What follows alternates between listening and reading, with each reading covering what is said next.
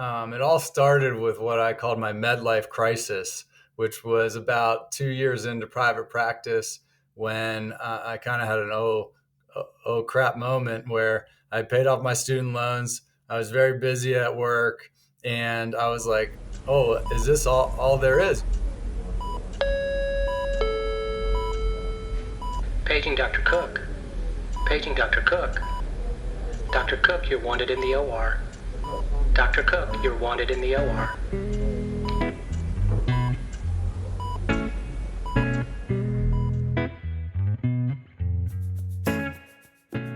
Welcome to the Prescription for Success podcast with your host, Dr. Randy Cook.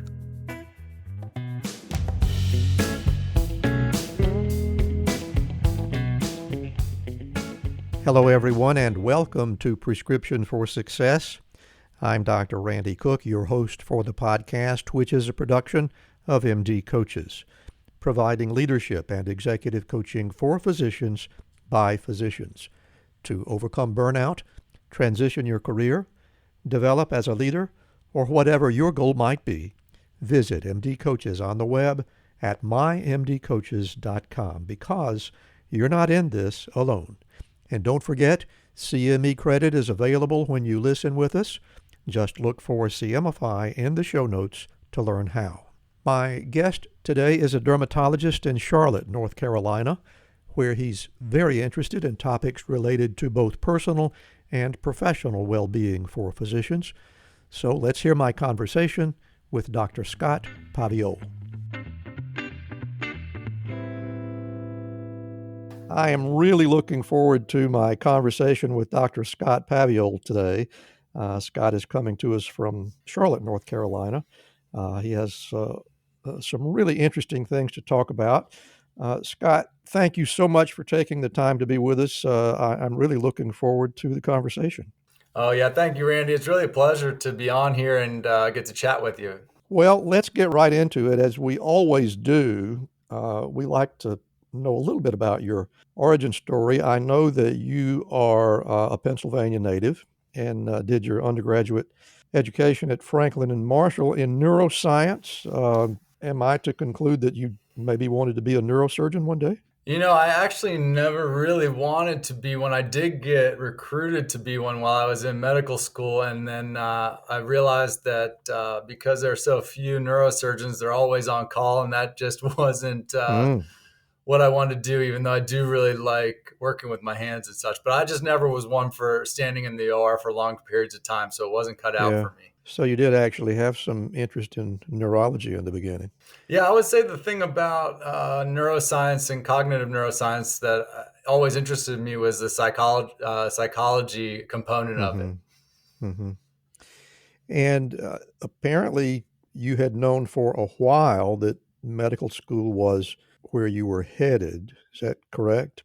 Yeah, you know, I think that I always succeed. I had a very traditional, let's say, upbringing. You know, played sports and excelled in academics, and kind of just followed the path that was kind of approved of, I would say, without much thought. But I did always like science and learning and the scientific method, and then it just kind of led me to medical school. But I didn't really have anything else I wanted to do.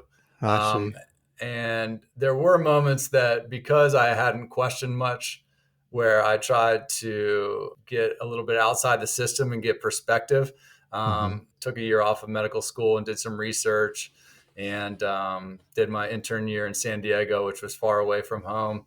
And kind of it allowed me to renew my love of learning and science and being a doctor. But yeah, it was just kind of a path that no one, everyone says, yeah, being a doctor is great. So you're like, yeah, I want to be a doctor. And then all of a sudden you're, 8 hours of studying both days of the weekend. You're like, what am I doing here? Is this the right path for me? So I definitely had some moments where I think a little more introspection earlier in life would have avoided those kind of existential crises. That says a lot for your level of maturity at that time, because I think most people, I know certainly I had the attitude during my formative years in medicine that I wanted to get in school and get it done and get to work. But for you to decide to take a year off and sort of catch your breath and look around at some other things that you might like to give consideration to really says a great deal about a maturity level that I think most medical students don't have. I don't mean to embarrass you with flattery, but did you have the feeling that you sort of had a different attitude about the schedule that you should be on compared to your classmates? That's a good question. I've always just kind of gone to my own beat in that respect. I never really, yeah, I just always kind of did what I thought I should be doing. And Mm-hmm. I think I'm very internally competitive, but mostly with myself as compared to others. So I think, yeah, I did kind of do my own thing. I always would, I knew when to work and when to play. And in a lot of ways, I was very blessed to be able to be selfish in that way. I did not have a lot of distractions Mm-hmm. from my family of origin or life events over that time in my life. So I Mm-hmm. was able to be extremely focused and dedicated to school and learning, which was a privilege of mine. I now see in retrospect because it allowed me to really do well through all of that. Yeah. And you spent some time actually administering health care to the truly underserved in South America and Ecuador. And was that during medical school or right after medical school? When did that happen and what was it like? That was in my fourth year of medical school. It was through that was kind of one of the gifts that I was able to take advantage of. When I took a year off, my class went ahead of me, and so a group in that my original class did a month in Ecuador, and they found it to be very rewarding. So I kind of said, hey, maybe I get a group of people in my new class and do that. So yeah, we went down to Ecuador. Part of it was to try to learn Spanish, which I failed at, and part of it was, to see healthcare being delivered in an underserved area and be immersive because we were down there for an entire month through Yeah. a program with South Florida. I was very lucky. My best friend from high school was actually in that class, so I made the trip with my best friend in high school. We went to the same ended up, he joined a year later, but he ended up eventually in my medical school class. So we did that trip together with a couple other kids from our class. Well, I got to hand it to you. That really does show a lot of ability to look around and see the entire landscape that I think a lot of people just haven't arrived at yet at that age. And I'm sure that you felt like it was really significant in your professional development. And then I guess at the conclusion of that or near the conclusion of that is when you decided to move to the other side of the U.S. and see how they were practicing medicine on the West Coast. You did your internship in San Diego at Scripps. At that point, did you think that you were headed for dermatology, or were you still thinking things over? Well, yeah, let me speak a little bit more to that Ecuador experience because I do think, I draw from that occasionally when I'm in clinic and I have so many things that I'm thinking about billing and HIPAA and OSHA and prices of prescriptions all simultaneously going into decision-making processes. And it's very calming for me to think, if we can just get to true medicine, which is the physician and the patient and the provider and Mm-hmm. the patient, like that's really what it's about. And that's what it was there. You didn't have fear of being sued. You didn't have to follow a specific algorithm Mm-hmm. based on insurances and drug companies. And, you were really just truly helping people. And everyone was so grateful for your help. And it, made studying worthwhile. And, so I think that's one of the things I think that in the US, we have got to get back to. Everything is so top down now with these big organizations, big Mm-hmm. healthcare organizations that are regional now. I think it has to go the other way. It has to start with the physician and the patient in the room and build the system around that. And it's got to go that way because that's what we're here for. Yeah, that's again a really insightful observation. I've heard that from so many other people that have had that experience of doing healthcare in underserved areas, particularly outside the U.S. The notion that you have to be defensive in what you're doing just never arises because you're there for a purpose to deliver something that people need and that the people in need are grateful to have. And I'm sure that you've had plenty of instances where you reflected on that once you were underway in the delivery in this country. Yeah, and another formative event that affects the way I practice as well is I was named in a lawsuit when I was in residency on a skin check for a patient did a biopsy of a mole, and it was benign. But 4 years later, the patient, who was a frequent tanning bed user, came back to a clinic and ended up having an invasive melanoma. And did I miss? And, my attending saw the patient as well, and we did a good exam, and everything was documented well. But still, you hate a bad outcome, and it's certainly possible and even likely to develop a melanoma in a tanning bed patient over 4 years.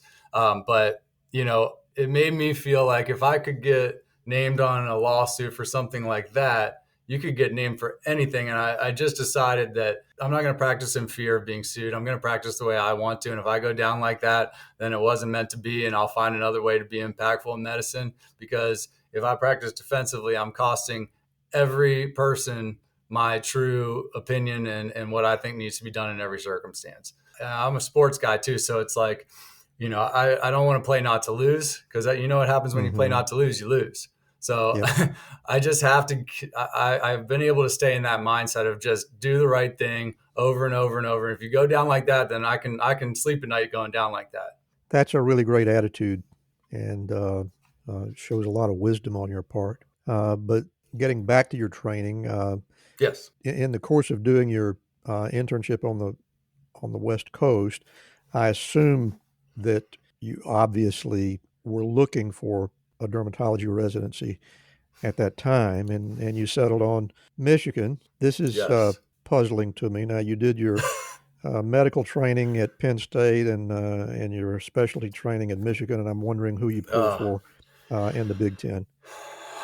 Obviously Penn State, your first love. You never forget your first love. Academically, yeah. Michigan was great, but I could never get there as far as rooting for them.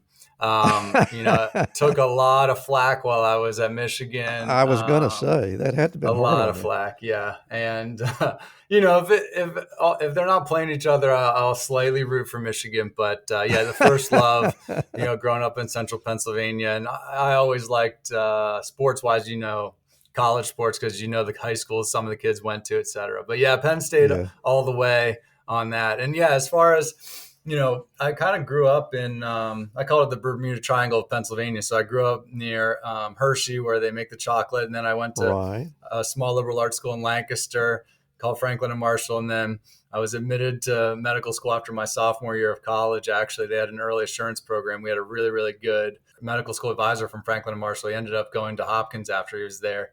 And he made me aware of that program. So I applied to Penn State in-state and got in. After my sophomore year of college, all I had to do was, not cause any disturbances my third and fourth years. And stay out of jail.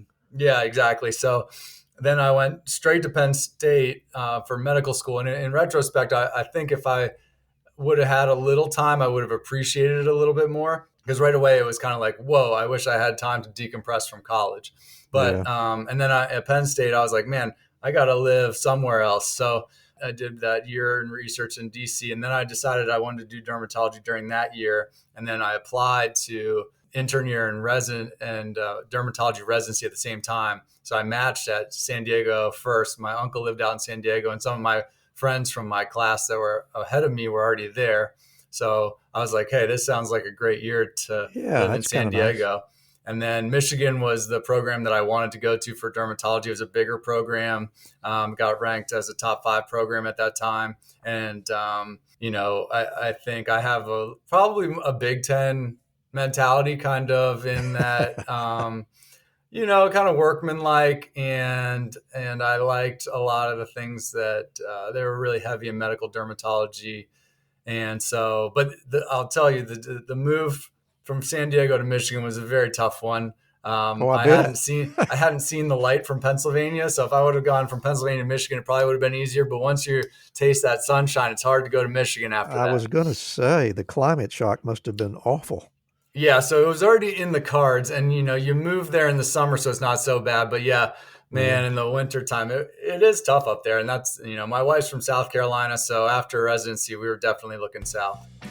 Have you ever had a moment in your life that altered your future? To see that we have this bottleneck with residency, that so many people don't get that chance to get that so needed training. Have you ever wondered why you chose the direction you went? When I had left my prior position, I didn't plan on going back to practicing medicine. Coming this month, it's Life-Changing Moments, hosted by Dr. Dale Waxman. The parts of your job that are professionally fulfilling, can you say a little bit more about that? In this companion show to Prescription for Success, we will explore those decision points with our former guests and provide you with the wisdom and insight to make those choices for yourself. What can I do for the country other than the psychosocial assistance? Getting the new show is easy. If you are already subscribed to RX for Success, you'll get it automatically. But if you are not subscribed, now is a great time to do so. You can find the RX for Success podcast on Apple, Spotify, Amazon, or wherever you listen to podcasts. Hi, I'm Rhonda Crow, founder and CEO for MD Coaches. Here on RX for Success, we interview a lot of great medical professionals on how they grew their careers, how they overcame challenges, and how they handle day-to-day work. I really hope you're getting a lot of great information. But if you're looking for an answer to a specific problem, management or administration challenge, or if you're feeling just a bit burnt out, like maybe you chose the wrong career, well, then there's a faster way to get the help you need. No, it's not counseling, it's coaching. RX for Success is produced by MD Coaches, a team of physicians who have been where you are. I know you're used to going it alone, but you don't have to. Get the support you need today. Visit us at mymdcoaches.com to schedule your complimentary consultation. Again, that's mymdcoaches.com, because you're not in this alone. We'll get back to our interview in just a moment, but right now I want to tell you a little bit about Physician Outlook. If you haven't discovered this remarkable magazine, please do so very soon. It was created by physicians for physicians to showcase the intersection between clinical and non-clinical interests, whether it's writing, painting, cooking, politics, and dozens of other topics. Physician Outlook gives a physician perspective. It's available online and in print. It's really unique among physician lifestyle magazines. And like the Prescription for Success podcast, Physician Outlook amplifies the voice of any physician who has something to say. It also engages patients who still believe in physician-led, team-based care. And Prescription for Success listeners can get 3 months free when you enter our promo code RX for Success and select the monthly option at checkout. That's a really great deal on this stunning publication. And now let's get back to today's interview.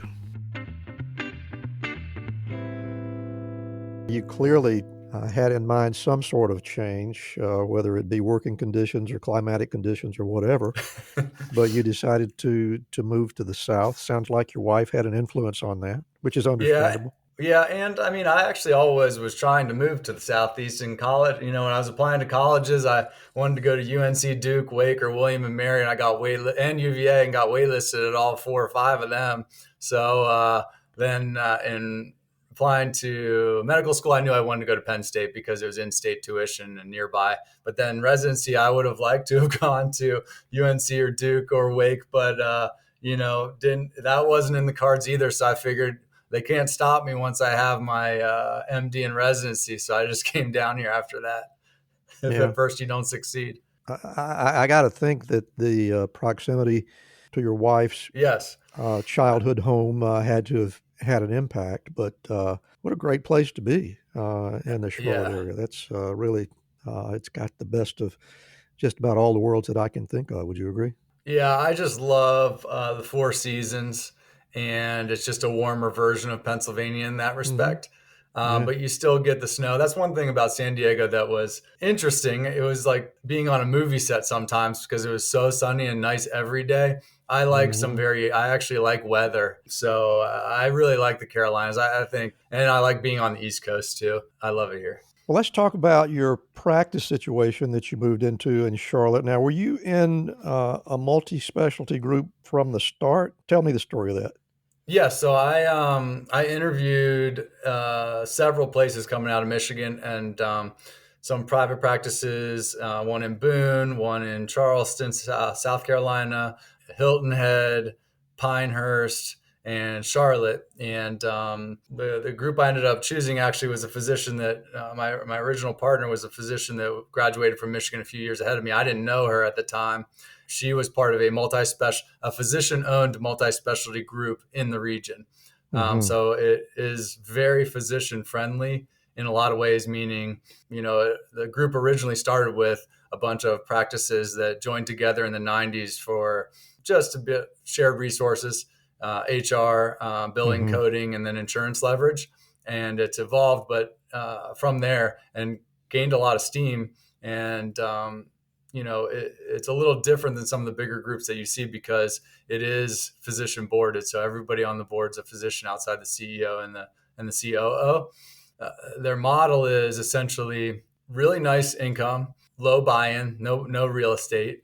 And basically you get a salary, and then however you run your practice is an independent business unit. So you pay them a certain percentage off of your top line revenue.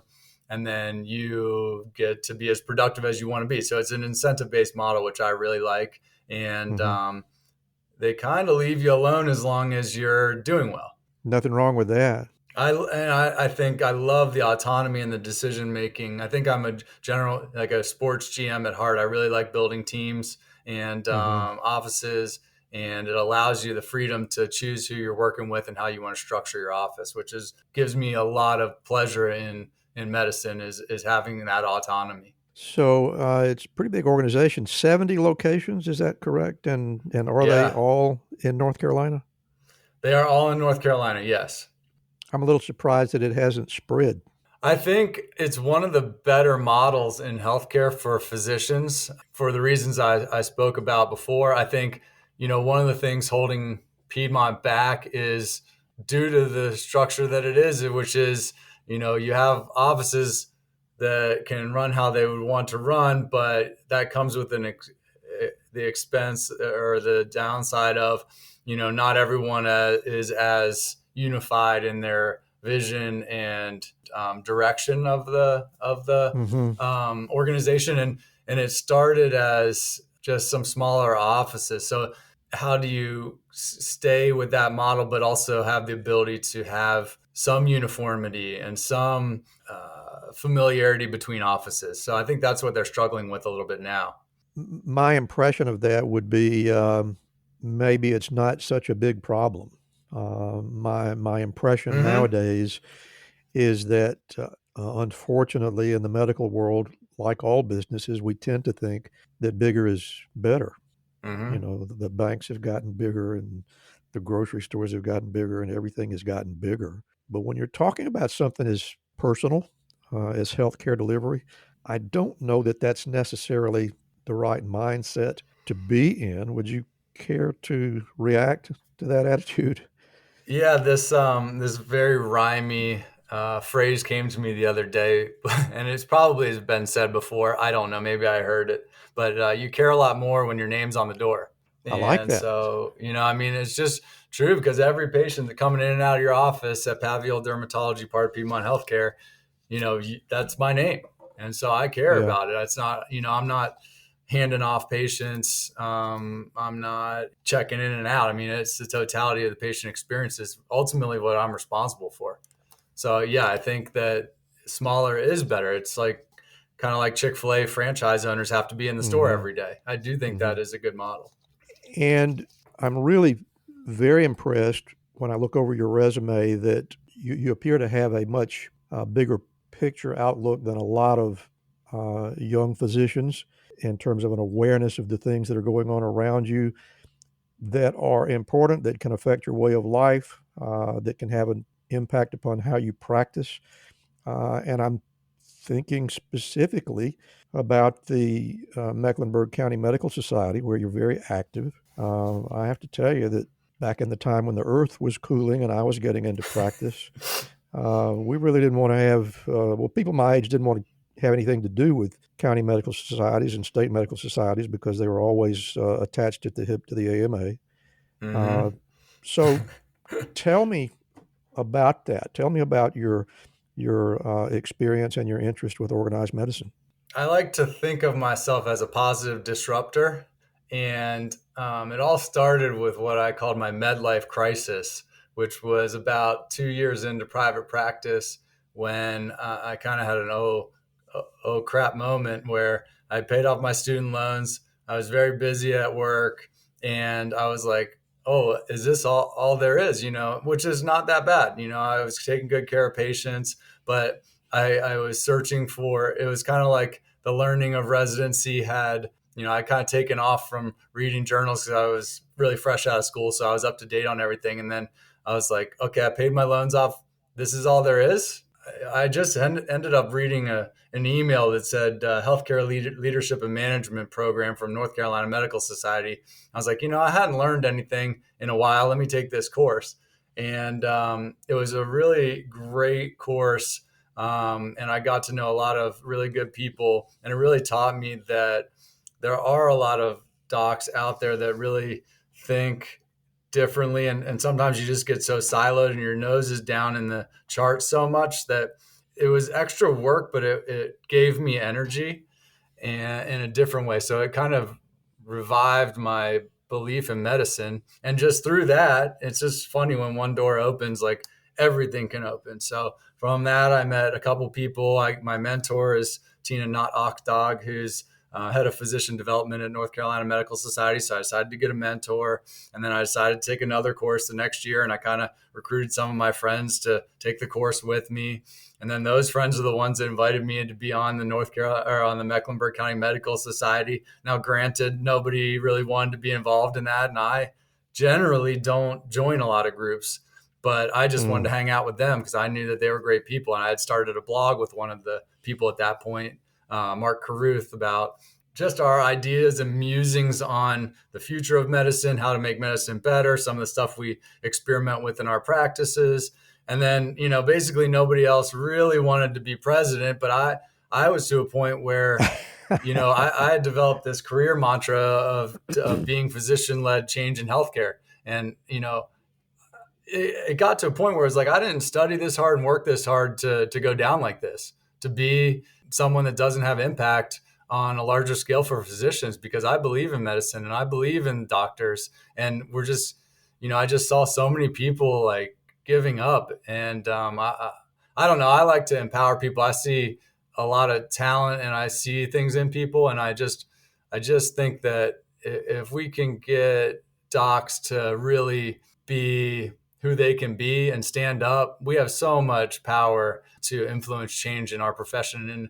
And ultimately, that's, physicians should be the people dictating how to treat patients. I mean, that's just what I believe. It got to be the point where it's like, if it's not me or if it's not us, then who is it going to be? And, I don't like to be told what to do by somebody that I don't feel like should be doing that. And so here we are. But yeah, the Mecklenburg County Medical Society, I viewed as one of the few places where, physicians actually can be empowered and spoken for, because everybody else talks to you. And, no one's really representing physicians that I see. I see a lot of physician, I call it like a washout, but everybody calls themselves providers now. And I think that's a veiling of being able to, kind of blur the line between nurse practitioner, PA, and physician. And not to say I love PAs and nurse practitioners, but, at the end of the day, I have a lot, physicians have a lot more schooling than them and they can work in tandem, but there's no substitute for medical school. That's just the reality. Yeah. It's just very refreshing for me to hear somebody reinforce a message that I think is being lost in all the noise. And that is that there is something that makes a physician different.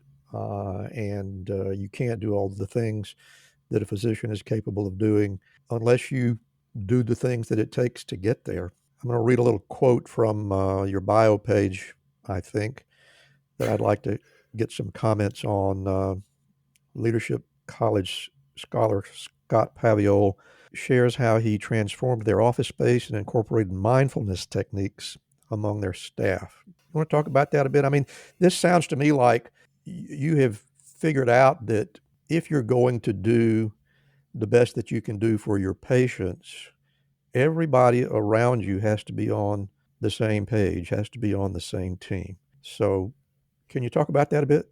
Yeah. And, I think this, works well with what I said before. I've got, work with PAs. And if you put your PA in a position to succeed, meaning, in a proper scenario where they have appropriate oversight, you're in the, you've trained them or you're available for them at all times, and you give them the right patients and the right conditions. And then, your medical assistants are they influencing the patient experience? And the front desk, are they, they play a role. It's kind of like football. You got a quarterback, you've got a running back, you've got all the different positions. And if everybody plays their position, you don't want 5 quarterbacks because that won't work. So Right. Everybody plays their position. And I often say, I mean, it goes kind of both ways, but I think normally what often happens is people will put up with staff for a good physician or a great physician. But a lot of times the offices, you have a great physician in a crappy office experience, and they just bail it out every time they're running late or whatnot. But what if you could synthesize an office where, and I preach this every day to our staff, is like the staff sets me up. The front desk sets the tone with a smile and knowing the names. And yeah, it's extra work, but it's rewarding. It's like anything. If you work really hard at it, you can take pride in it. And then the medical assistants, let's get them involved in the process to the maximum of their maximum talent. And, kind of my vision is having a growing office where everyone's being developed at all times, whether it be learning knowledge that they can do or, really, working on stuff that they want to improve about themselves.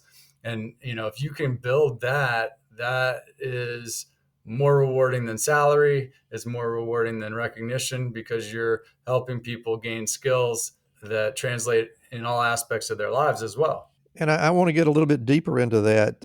In that same piece that I was just reading from, you talked about incorporating mindfulness techniques among the staff. Yes. How do you do that? Well, that was more out of necessity than anything. So, it's like anybody's struggle is their strength. But, I felt like, and you probably know this sometimes too, when you're talking to a patient, you've got a lot going on in the back of your mind. You're synthesizing their symptoms they're presenting with, the person that they are, what insurance they have, what's something that's going to cost them. And it's really easy to just, kind of be doing that and putting up almost like an automatron face. And, but I needed to be more present and be able to do those things. And so, and also when I'm at home with my wife or with my friends, to be able to be present. And so I realized that I got by with that because I'm very affable and smiling, but it prevented me from having deep connection with patients for a while. And so I just experimented with meditation and slowing down.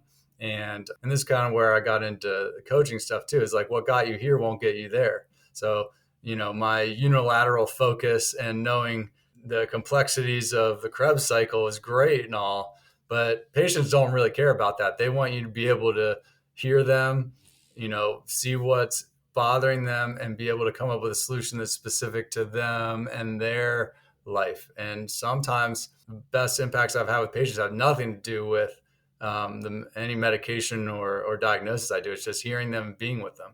So, the mindfulness, then, seeing that how much it helped me, I wanted to share that with staff and show them that, what is presence. And mind you, this is something I still struggle with on a daily basis, but, what is mindfulness and what is being truly present with the patient, taking an extra second, really seeing, and this is in the coaching world too, but what's not being said, and then those are the moments that make a difference in patient care. And so that's been very valuable to me. And it's one of those things that, again, gives me energy instead of drains it from me, is really trying to be with the patient and be with your staff and be with the person you're with in a world where everything is trying to pull you away from that. It's very insightful on your part, and I have a feeling that the turnover rate in your office among the staff is probably pretty low. Would you say I'm right about Very that? low. We've had some people leave and then they come back. They ask to come back. I said, I joked with the one. I knew she was going to come back. I said, "Fine, that's fine. You come back." But yeah, another staff we just hired. She went away. But I tell staff, we'll develop you what you want. I would love to be a place where you started your career and you could say, I am where I am because I started at Paviol dermatology and they gave me the skills. And obviously we try to keep everybody, but we take young people that are good people, that are talented, and we try to give them, their best career as well. But we do not have a lot of turnover. And we have, I get a call a couple weeks ago from a medical assistant that she wanted to take another job. And at that time, at my last office, I said, I think that's a good move for you. It would have been selfish for me to say stay. It would have been, helpful for us because we wouldn't have had to replace her because she's great. But then, 3 years later, she called and said, hey, I want to come back. My situations have changed. So we just brought her back and I'm very excited to have her. So it's, I always try to be somebody that can have a positive influence in someone's life path. Sounds like a great place to work, and it sounds like a great place to be a patient as well. So I want to offer my congratulations on that. Scott, I really enjoyed the conversation.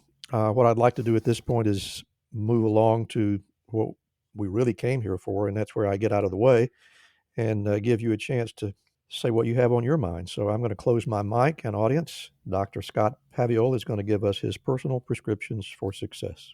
My personal prescriptions for success are: 1, choose your significant other really carefully and well. I think your significant other determines so much of your success in life, and they're able to see you at your best and at your worst and push you to, if you choose well, to accomplish great things in life in your essence. And they can be such a great source of support and love and nourishment. So I don't think you see very many truly successful and happy people without someone by their side that they really trust and love. Number 1. Number 2, I always encourage and have benefited from taking action in the direction of your vision, really trying to get out of your head and make one step towards where you're going with the vision and beginning with the end in mind, as Stephen Covey would say. And taking action in the best form for me is providing value regardless of return. So continuing to put positive things over and over regardless of the immediate effect. Just continuing to trust that if you put out good things and kind things in the universe, it's rewarding in itself anyways, and no one loses with that approach. I also believe in being so good they can't ignore you, as Steve Martin said. So again, regardless of outside circumstances, just do the best that you can possibly do. Know the most, be the best person, and then the cream always rises to the top. Number 3, when in doubt, invest in yourself and take a chance on yourself. You never lose by investing in yourself, and that's something that is a very refreshing thing for people. It's scary, and you may not always win, but you'll never know if you don't try. Number 4, have lighthouse friends, I call them. So some people that, and they may not be your best friend, but someone that you can say, hey, if I'm not acting as the person you think that I am, will you please let me know? And they'll tell you the truth. They'll say, hey, that's, I don't think you're right on this one. And because the higher you climb as far as title is concerned, the less people will tell you no or tell you how they really feel. And it's really important to have your squad that you can rely on to tell you, hey, yeah, this is in that. Hey, yeah, this sounds like a good idea. This is in alignment with what you believe, et cetera. So you got to have people in your corner that will check and balance you. And I'd say lastly, allow time for daily or at least regular reflection of, what's gone on and what is to come. And also have at least a vision in mind of where you're going. I'm a very visual person, so paint the picture in your mind. And again, going back to one of the previous points, take action towards that. And if you just do that over and over and over again, you might just end up somewhere in that picture. Those are my prescriptions for success. Well, Dr. Scott Paviol, I thank you so much for sharing your wisdom with us. And there is a lot of wisdom in there. I know that undoubtedly you must have a very happy office staff and probably lots of happy patients as well. And I know that's very gratifying for you. Before we go, I want to give you an opportunity to tell our audience where you can be found, whether it be websites or email addresses, personal appearances, or anything that you'd like to share.